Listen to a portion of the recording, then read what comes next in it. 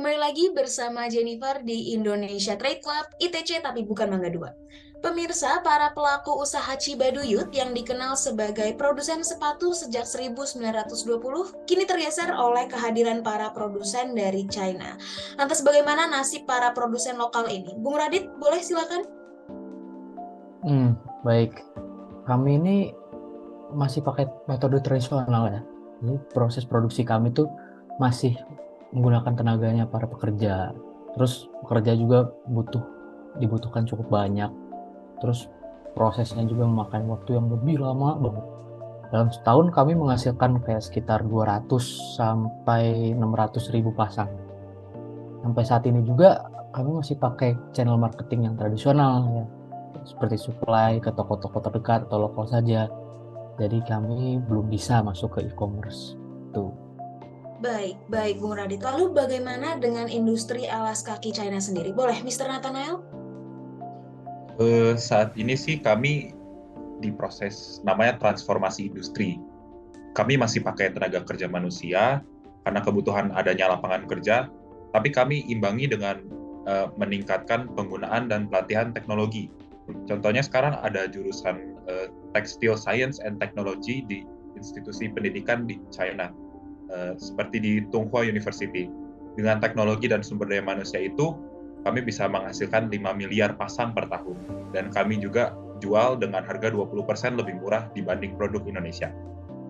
Baik, baik. Kalau begitu, lantas bagaimana tren ini mempengaruhi industri alas kaki di Cibaduyut ya? Bagaimana, Bung Kevin? Oke Mbak Jen, menurut saya ini tepat ya untuk mengatakan bahwa fenomena sepatu Cibaduyut ini merupakan salah satu implikasi buruk dari free trade yang jarang dibicarakan.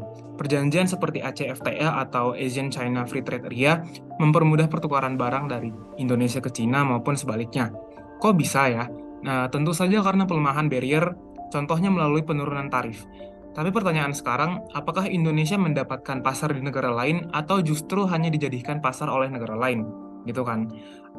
Mudahnya gini, produksi kita saja pada saat ini belum tergolong kompetitif di level lokal.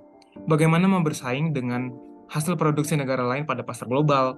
Terutama dengan adanya free trade, barang-barang dari luar negeri itu akan masuk jauh lebih mudah kepada negara kita, gitu. Dengan harga yang lebih murah dan juga mungkin kualitas yang sama oke-nya dengan produksi lokal, gitu. Jangankan untuk ekspor, barang lokal saja masih kalah saing dengan produk-produk dari luar negeri. Contohnya adalah sepatu-sepatu Cibaduyut yang kalah saing dengan produk-produk dari Cina gitu, Mbak. Baik, baik, Bung. Berarti masalahnya ada di level of competitiveness-nya ya. Kalau gitu beralih ke Mbak Grace. Mbak Grace, lantas bagaimana cara kita untuk meningkatkan level competitiveness tersebut, Mbak? Ya, terima kasih Mbak Jen. Jadi untuk meningkatkan kemampuan kompetitif Indonesia sendiri, kita memiliki 3 tantangan utama. Yang pertama adalah teknologi, kedua sumber daya manusia, ketiga adalah ketergantungan impor. Dari segi teknologi, secara infrastruktur, Indonesia masih belum memiliki alat produksi seperti mesin, pabrik, dan juga teknologi di bidang logistik lainnya yang diperlukan untuk aktivitas produksi yang lebih efisien dan efektif. Hal ini mengakibatkan sektor industri kita masih sangat rapuh dan biaya produksi yang relatif tinggi. Hal ini juga membuat kita untuk saat ini belum mampu untuk meningkatkan produksi dan aktivitas ekspor. Namun selain dari hal itu, kita juga masih belum memiliki sumber daya manusia dengan skill yang mumpuni untuk mengoperasikan, memanfaatkan, dan juga mendorong pergerakan sektor bisnis dan mendorong efisiensi kos tenaga kerja yang bila tercapai akan membuat harga produk dan kualitas produk kita menjadi lebih kompetitif.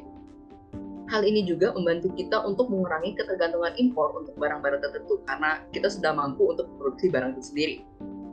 Selain dari itu, dengan adanya kurangnya ketergantungan impor kita juga dapat memproduksi lebih banyak dan dijual ke pasar global, tentu dengan harga yang lebih murah, yang akan menjadi selling point penting dalam perdagangan internasional. Yang bila kita penuhi, ketiga syarat ini akan membantu kita untuk menavigasi Indonesia dalam era free trade ini.